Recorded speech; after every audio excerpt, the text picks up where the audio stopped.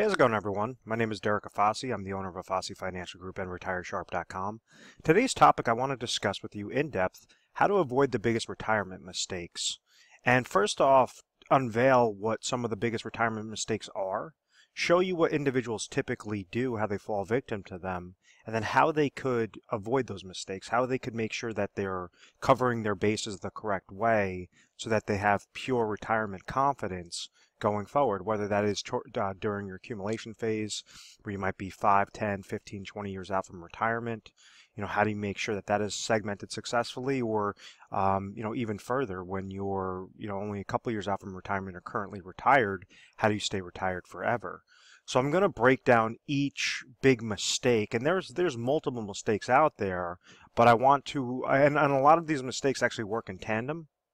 So I want to try to expose some of these mistakes. Hopefully you're not doing these mistakes and you're able to fix it in time, to make sure that you can also, live that healthy, retirement lifestyle, and make sure that you're just super confident in retirement, because you do have those different areas covered and you're understanding the pros and cons of each situation. So the very first mistake I want to tackle is running out of money. And a lot of individuals don't realize, how this occurs, and all of a sudden they're looking at their account right when they retire, and a couple of years go by, and all of a sudden they look back at their account and they go, "Oh my gosh, I'm gonna run out of money in the next couple of years. What went wrong?" And in order to truly understand this, you have to realize what happened with retirement planning, what happened with employer-sponsored retirement accounts, and then what is the risk for typical individuals as they're getting closer to retirement, or they're currently in retirement. Why is this such a problem now of running out of money?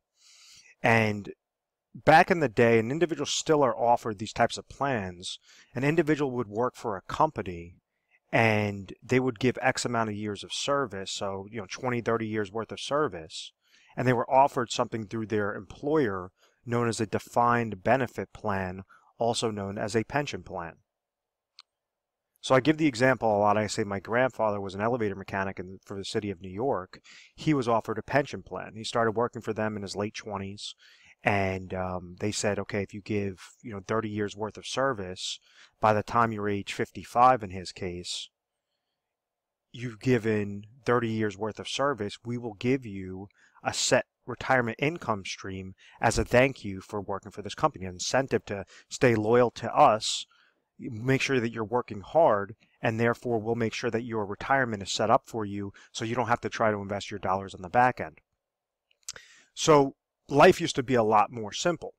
Individuals would work those 20, 30, 40 years in some cases, and then understand that they're having a set retirement dollars, just like Social Security income. There would be money left for them every single month that would get paid to them, that they didn't have to work, so that when he retired, he's able to receive his pension income, able to receive Social Security income if he was age 62, and hopefully those two combinations of income would be able to suffice what him and my grandmother's expenses were. Well, unfortunately, there was a shift that took place. You had the branch of the government was created known as ERISA in 1974, and later on came about 401k related plans, the implementation of 401k related plans in 1978. This is important because rather than that defined benefit plan where an individual would go to work, that company would define exactly what that benefit was going to be. When this ERISA Act was created, and then you had the implementation of 401k plans, it now took that risk from the employer, from the entity, and threw it onto the employee. So now, rather than a defined benefit plan, you have these plans known as defined contribution plans, which says, okay, you're going to be working for this company. We might incentivize you to start planning, start putting money aside for retirement, known as a company match, but ultimately it's all on you. If you're making $100,000 in a given year and you decide to put 10% of your salary into your 401k plan, your 401k is going to grow by the contributions going into that bucket, and however well you chose those different options, your different investment options related to that 401k, and whether that received a rate of return would make this bucket increase. If, let's say, you added contributions that year and the rate of return was negative, well, you might have a decrease in that bucket regardless of how many years you've been contributing to it. So the point that I'm trying to make is, rather than have that security of saying I had a pension plan or I have a pension plan, now individuals, majority of individuals, are on their own and they're trying to create strategies to really maximize that rate of return on their 401k related plans, because they're trying to make this bucket as large as possible so that when they retire, they could siphon through these monies a specific way and make sure that they're not outliving their money. So if they retire at age 65, they're hoping that their rate of return will stay consistent, and also be able to pull out X amount of thousands of dollars per per month, per year, that will suffice exactly what those expenses are. So the entire retirement game has really shifted on its head. So rather than, now you still have some companies, it is very rare, but you still have some companies out there and some entities that offer pension plans. Majority of the plans being offered are employer-sponsored retirement plans, such as the 401k, 403b related accounts, 457 plans, thrift savings plans. There's a whole slew of different, sorts of retirement plans available. So if you understand that concept, that 401k related plans were implemented right in 1978, and now this is looking at the historical rates of the Dow Jones Industrial Average over the past 100 years, you notice that yes, the Dow Jones Industrial Average did go up, so the market did go up, but now you had this extremely large boom that took place from 1980 all the way through 1999. There's over 1,200% growth into the market. The reason why that chart is so important is because it shows how the mindset was essentially tricked to thinking that if individuals just keep over max funding their 401k related accounts, it doesn't matter what they contributed into their 401k related plan, that rate of return is going to have a very high positive impact. So it basically poisoned the mindset of saying that, okay, it doesn't matter, the market's just always going to go up, and therefore by the time I retire, I could take out very large distributions from my retirement bucket and never worry about outliving it, because I have nothing to worry about. The market's just always going to be booming, booming, booming. And unfortunately, we've seen shifts. We saw a shift in 2001. We saw a very large shift in 2008. And it showed us that no, in reality, the market could be volatile. You've had the tech bubble bursting, the Great Recession that occurred, and then on top of it, you now have those baby boomers that were placing dollars into the market now have to sell out of the market, liquidate their shares, liquidate their funds, to therefore use as retirement income. So if you have more individuals that are selling out of the market than placing dollars into the market, obviously that could create a problem. So individuals in the 1990s and early 2000s, what they would do is say, okay, well, I'm noticing that the market could potentially go down. I'm just going to take my dollars and I'm going to invest them into a fixed account. Bank CDs are paying 8%, they're paying 10%. Fixed annuities are paying 8%, they're paying 10%. So when somebody's utilizing a fixed account, what they're essentially doing is saying, okay, I have $100,000.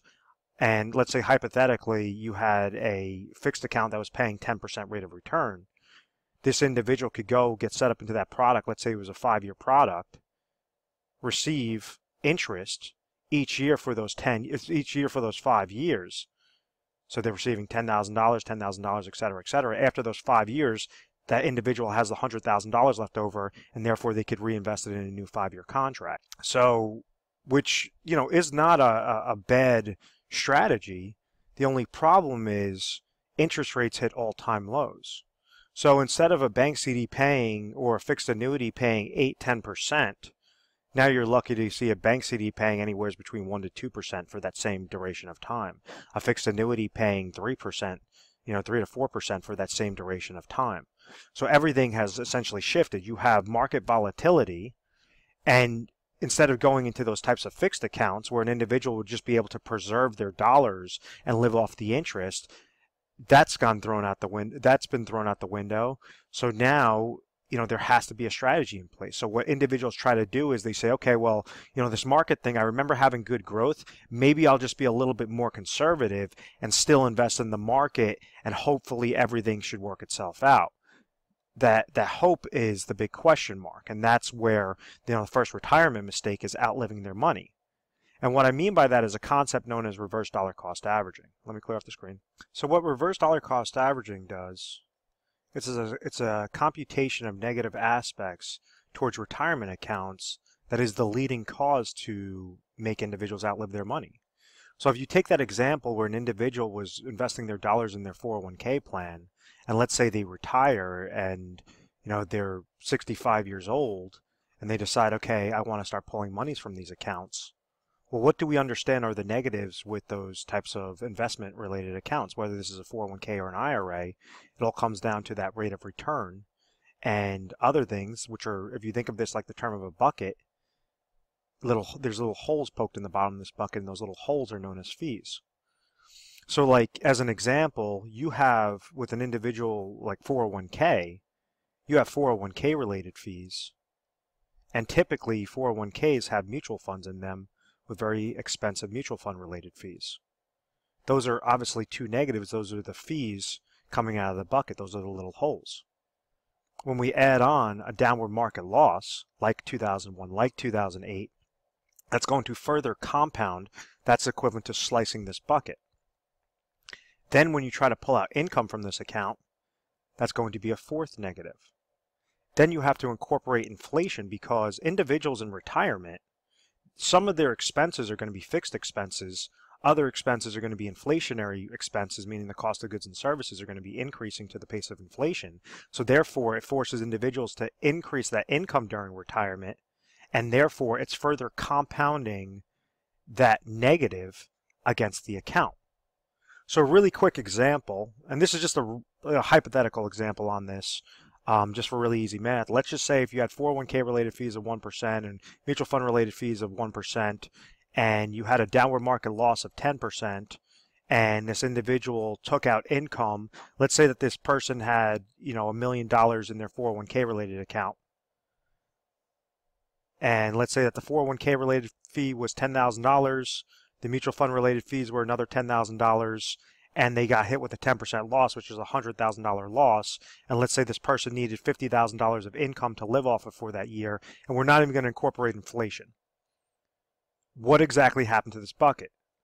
Well, from day one, from the beginning of the year, they walked into the year with $1 million. They walked out of the year with minus $170,000. So then their new account value would be looking at $830,000. That's a large problem, because the next year, even if they gain 10% rate of return, or even if they gain that 10% rate of return on their overall value, that 10% rate of return is not $100,000 anymore. That 10% rate of return is $83,000. So this reverse dollar cost averaging is that compound interest regarding the negatives. So how exactly do you get a chokehold on those negatives? How do you reduce those fees? How do you reduce that downward market losses? How do you make sure that when you're receiving income, you're leveraging your components the correct way? You're leveraging your assets and accounts and income sources the correct way for pure retirement confidence. And the number one thing is you have to be mindful of this. You can't just leave your money to chance and say, oh, I'm going to shoot from the hip and hopefully everything will work itself out. Because this is why time and time again, individuals are outliving their retirement dollars, or on the opposite side, they don't have that much money in retirement. So they have to rely on Social Security income, or they have to work well into their 70s just to be able to make sure that they could have enough income before they pass away. And that's not living. That's just a guess. That's a hope that everything's going to work itself out, and unfortunately the numbers are not in favor of individuals not utilizing a strategy. A big problem with employer-sponsored retirement accounts such as the 401k, 403b, TSP is when I'm talking about the contributions, obviously that's controlled. This rate of return is all determined by what those funds that you choose, how well they perform. So when you have those employer-sponsored retirement plans, you typically are going to have options between 5 to 25, funding options to choose from. So think of them as eggs in your basket. When individuals take money from their employer-sponsored retirement plans and they roll them over into IRAs, individual retirement accounts, they could go and now have, 3,000 different combinations, 3,000 different eggs to choose from, so that they can more cherry pick into something more customizable, depend upon their need, depend upon what their risk tolerance is, what their income goal is, and try to set that out the right way. The next retirement mistake that occurs when individuals try to do that, whether that's, accumulating their dollars or rolling them into the IRA and just saying, oh, well, I have more eggs, so therefore I should, more options to choose from, so therefore I'm going to be chasing returns and everything should be doing really well. So the negative with chasing returns is leaving yourself exposed to downward market losses and something known as sequence of returns risk. And what sequence of returns risk does is it shows you that, like, when you have an average rate of return, let me pull up a really quick chart. So this is where you have a lot of, wealth accumulation advisors that they're going to talk about, look at the rate of return, look at the rate of return. And with a sequence of returns risk, or just, the risk associated with those negatives, anytime you have a downward market year, and if you're really trying to chase returns and leaving yourself exposed, this is obviously an extreme hypothetical example, but I want to try to, prove my point regarding why negatives could significantly hurt you. And if somebody had a $100,000 investment, and let's say that, on paper it showed that it gained 50% the first year, then it lost 50% the second year, then gained 50% the third year, lost 50% the fourth year, gained 50% the fifth year, Wall Street math is going to tell us that this person had an average rate of return of 10%. They would have gained plus 50% at the end of those 5 years. Divide that by 5 years, would be 10% rate of return. So everything obviously looks on the positive. Well, when we look at the real account value, what occurred, and this is showing that a person is not trying to pull money from this, they would have had that average rate of return, but would have ended up with a value of $84,375. Or if you had $1 million, $843,750 that would have dropped down from that $1 million account. So that would have been a minus 15.625% rate of return in real numbers and real value. That's obviously a problem. So the most important thing, if you're trying to utilize your accumulation, or even when you're in retirement, you're trying to utilize a strategy to avoid reverse dollar cost averaging, above all else, you have to make sure to eliminate those negatives, to try to decrease or have some sort of safety net on there so that you're not having those large swings in the market. And there's a term that I always, or a kind of a phrase that I always say is, negatives in retirement can hurt far worse than gains could help you. And this is showing a chart that if you lost 10% of your portfolio in 1 year, it's going to take you an 11% rate of return just to get back to break even. If, let's say, you go further down, if you lost 30% in your portfolio, it's going to take you 43% just to get back to break even. If you lost 50% in your portfolio, it's going to take you 100% just to get back to break even. So above all else, you have to make sure that you have that safety net in place, or you have certain mechanisms in place to eliminate those negatives and make sure that you're getting that nice safety and consistent rate of return each and every year. Because in your retirement years, when you're not working, when you can't pump more dollars in there, and now you're trying to siphon this out, these are very large impacts, and you don't have that time horizon that maybe if you were in your 20s and your 30s and you had a significant impact or a significant downward loss to increase further. And that concept coincides with a term that I use for wealth accumulation, and I say that this is something that I read in a financial publication. It just always stuck with me, is the acronym of TIME. Stands for taxes, inflation, market losses, and expenses. And when you're accumulating, you want to make sure that your accounts are growing most tax efficiently, that you're beating out the pace of inflation rather than just throwing your money underneath a mattress, that above all else you're avoiding downward market losses. And then the fourth negative is that you're making sure that you're placing your dollars in the most inexpensive plans, or if you're paying a cost, if you're paying some sort of expense, there has to be a benefit tied to it. So whenever you leverage this acronym of TIME, you always keep that in the back of your mind, you could beat out that shift that occurs, or those negatives on how individuals are not able to successfully accumulate their dollars. So the third negative, before I get to the solution, is not using your existing accounts as leverage. There's so many times that individuals have these retirement accounts that are sitting there, or they have income streams that are sitting there, and they don't look at them as retirement assets. What I mean by that is, like, a very large one is Social Security. That is a very large retirement asset. That's a major portion of a formula to say, how can you retire with pure retirement confidence, is making sure that you're structuring your Social Security maximization strategies properly. Another aspect might be a pension plan. Pension income is obviously income that, rather than increase your expenses and say, okay, I want to take this extra trip when I retire and travel and all this other stuff, if your expenses do not allow and your expenses are at X and your Social Security and pension income just barely beat out those expenses, well, you have to put yourself on a budget. You can't go and say, oh, well, I worked my tail off all my life, and now I want to enjoy it, and now I just want to burn through all my money. And if you don't have that disciplined mindset, you're never going to be able to properly retire. You're going to fall victim to those large retirement mistakes. And it all comes down to, the culmination of this entire video comes down to not having a plan and just hoping everything will work out.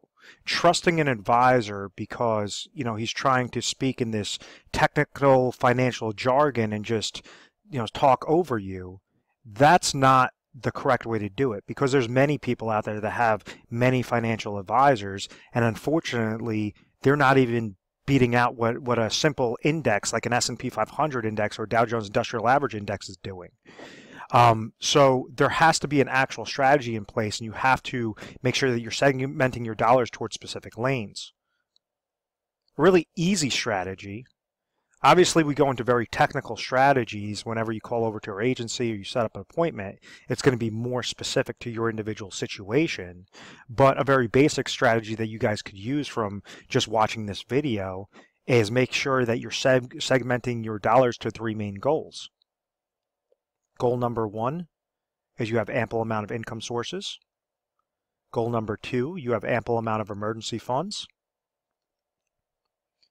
Goal number 3, you have inflationary protection, or strategy for inflationary protection.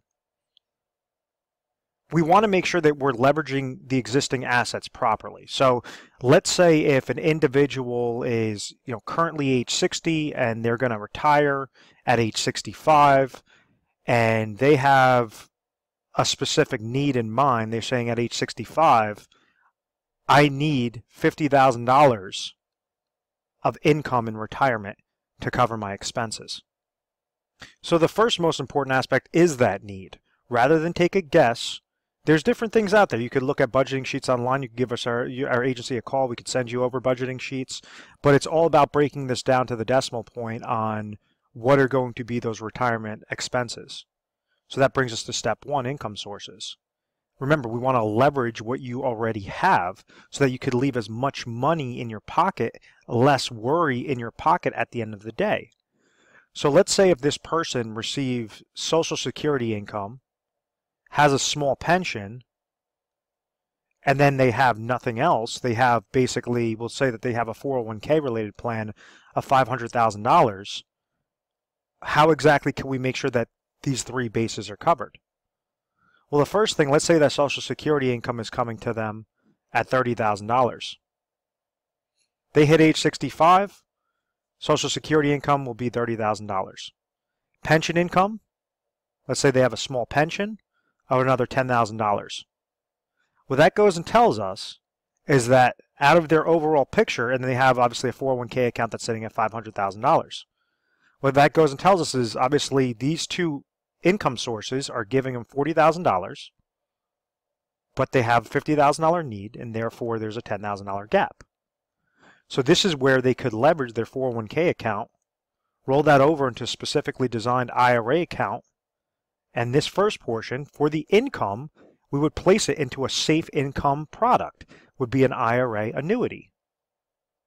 If they're currently age 65 and they have 5 years worth of deferral, what we would find them is the best mathematical annuity for that individual dependent upon his state, age 60, looking to trigger lifetime income from an annuity at age 65. So let's say out of this $500,000, it's going to cost this person $100,000 to roll into an IRA annuity utilizing an income rider that will produce them $10,000 every single year. So out of this $500,000, after after IRA number one, this person now has $400,000 left over in their 401k account, which now brings us down to step two. Step two is emergency funds. Rule of thumb is that an individual should have in between 6 to 12 months of emergency funds available to them at all times in case of a healthcare related expense, in case of some sort of emergency that could occur, even if something they want to take a trip or visit family or whatever that is, a death in the family, some sort of oh my gosh moment that occurs. So if this person has $50,000 of income or of expenses per year, we want to leave about $50,000 into some sort of liquid cash. So maybe that means out of this $400,000, they take $50,000 and they place that into a money market IRA. So this is IRA number two, which is just with a money market. So it's not really going to gain, it's not going to lose. It's just something very safe, like a cash account that's sitting there that this individual could leverage as that type of emergency fund supplement. So now, rather than take the $500,000, and what happens is with a lot of insurance-related agents, what they try to do is say, oh, roll all $500,000 into an IRA annuity, and you'll be fine. You'll have more income than you know what to do with. That's not setting up a plan. That's not setting up a strategy. What that's doing is giving that advisor a nice large lump sum commission, and most likely you never hear from that guy after after months after he sold that to you, or after a year after they sold that to you. It's very, very common. We get these phone calls in every single day into the office of saying, yeah, my advisor set me up a couple of years ago. I never heard from him ever again. So first aspect, a new IRA number one is through an annuity. It's with a specifically designed hybrid annuity. IRA number two is $50,000 through a money market account. And now we have $350,000 left over that we could tie to inflationary protection. What exactly is inflationary protection? Let me clear this off a little bit. Well, we understand that when individuals usually have expenses in retirement, a portion of those are going to be fixed, a portion of those are going to be inflationary. So the cost of goods and services, milk, gasoline, different things, entertainment, are going to increase with the pace of inflation. That's why a house is more expensive today than it was 50 years ago. A car is more expensive today than it was 50 years ago. All these different things are obviously increasing towards that inflationary, towards that purchasing power risk. So therefore, we don't just want to leave it to chance. We want to make sure that you have a plan segmented specifically for that inflationary protection. You could go and leverage a specifically designed IRA account that tries to combat that reverse dollar cost averaging effect.